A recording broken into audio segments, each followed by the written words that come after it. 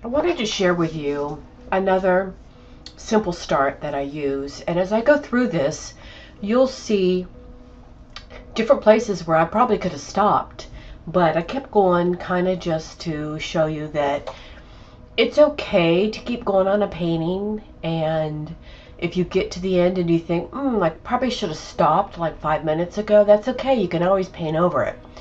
So there are places in here where I really loved it, but I kept going.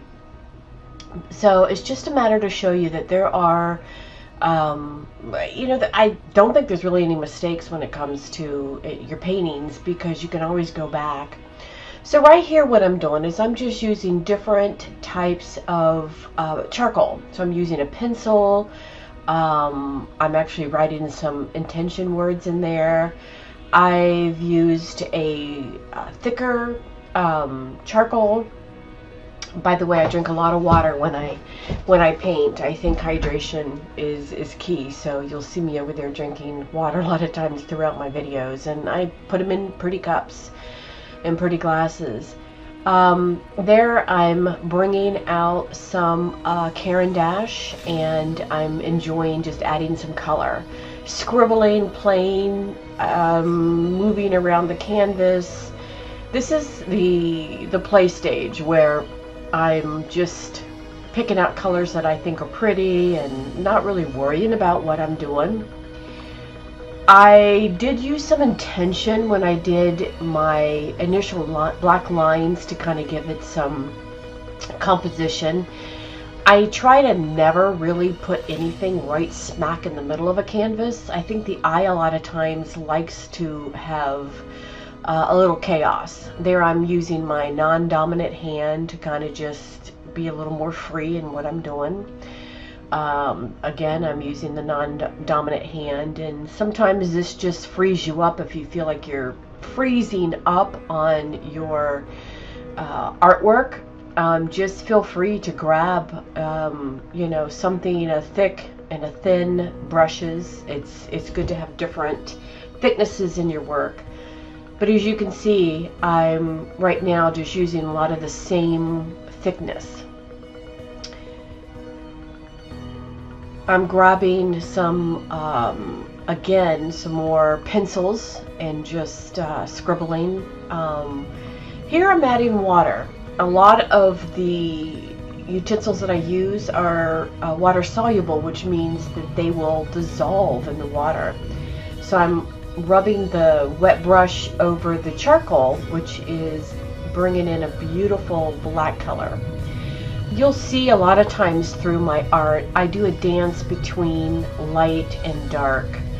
And this is an area that I continue to work with because I think the eye loves to have the balance between the light and the dark. And sometimes I tend to forget to have the lights and the darks, but I find that the artwork that I sell the quickest and the most appealing art to me does have that balance between the light and the dark. Here I'm applying paint, Artesia paint, right from the tube. There is a richness in squirting paint out from the tube. A lot of times in a painting I will put the paint out on a palette and mix it and blend the colors together, but other times I just use paint right out of the tube to just play on the canvas. This is the bottom stage, so at this point pretty much anything goes. I'm doing this as two paintings that could go together or they could stand alone. A lot of times you could have a triptych, which is 3 paintings. You can do a series like this.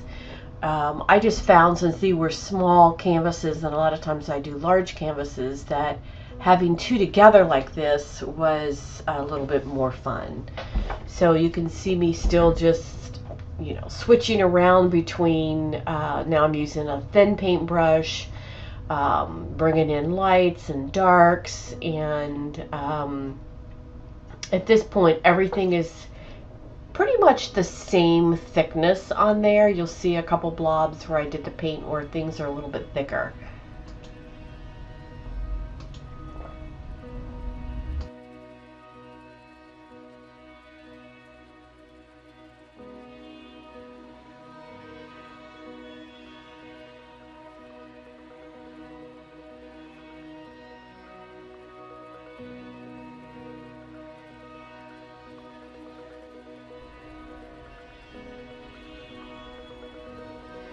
I am still just working with different strokes of paint.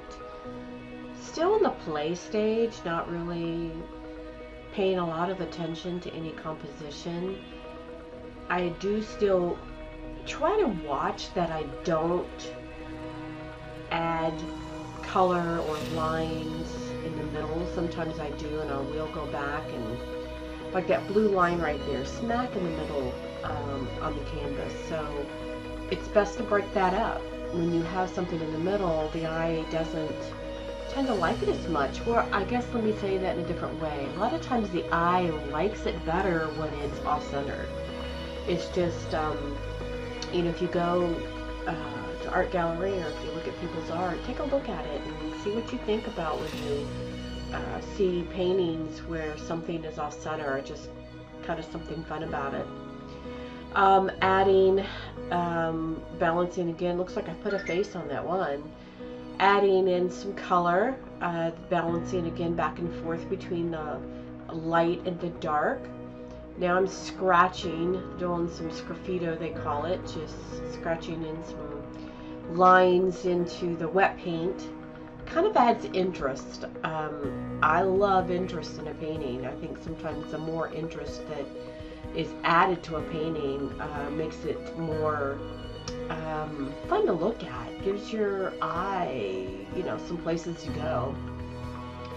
One thing I do watch is when I have a painting like this that's so fun and free-flowing, I try not to, a lot of times, have such perfection, like that one orange circle there. It's, I find that I like my art better when, if it's kind of loose like this, to keep it loose.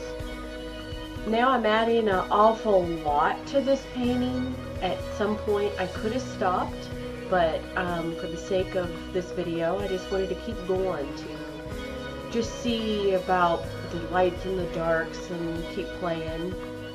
But at any point, you can go off in a direction and end a painting when you think it's done.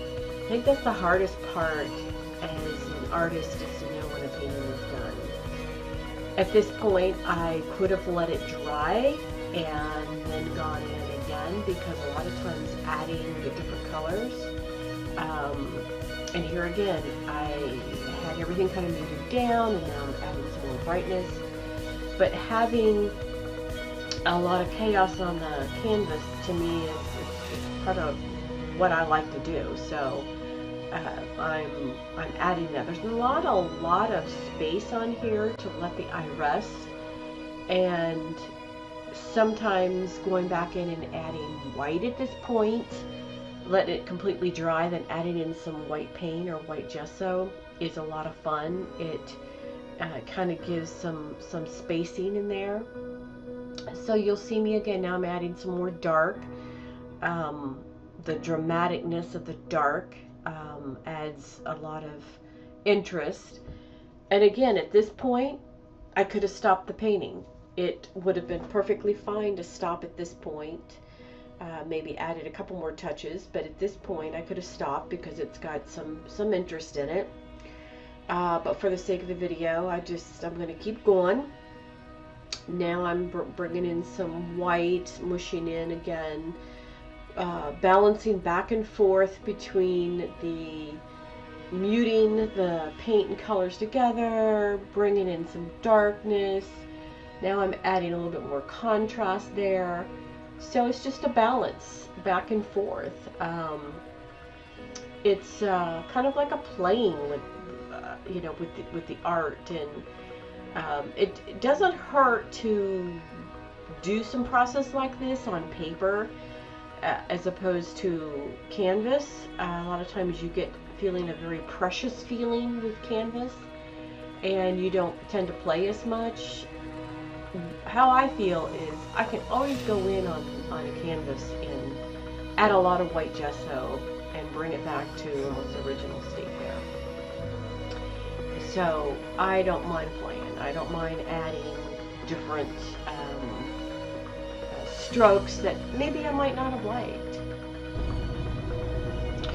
Okay, here's some examples of paintings that I've done where I've done the start and then I've added painting on top. You can see some of them where I've gone back in and put more white in around the edges.